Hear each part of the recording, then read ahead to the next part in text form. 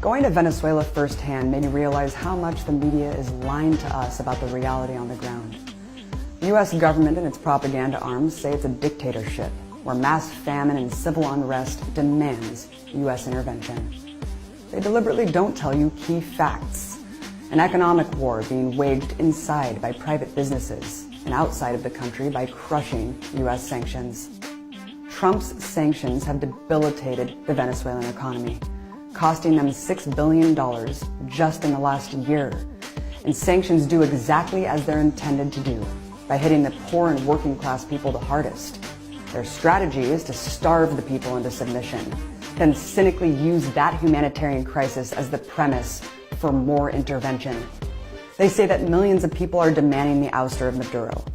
What they deliberately don't show you are the millions who support Maduro, who voted for him, who are also in the streets protesting this criminal coup attempt.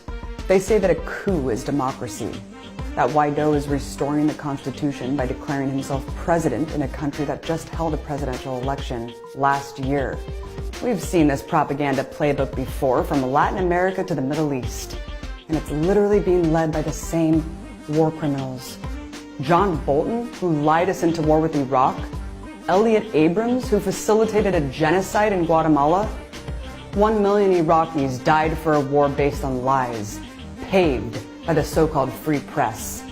And they're doing it again. We must call this what it is: an illegal coup underway by the bloodthirsty Trump regime to overthrow one of the last remaining independent nations in Latin America and plunder their oil. Trump has already threatened military intervention. Millions of lives are at stake. We need your voice now to speak up and speak out against another U.S. war for oil. Hands off Venezuela.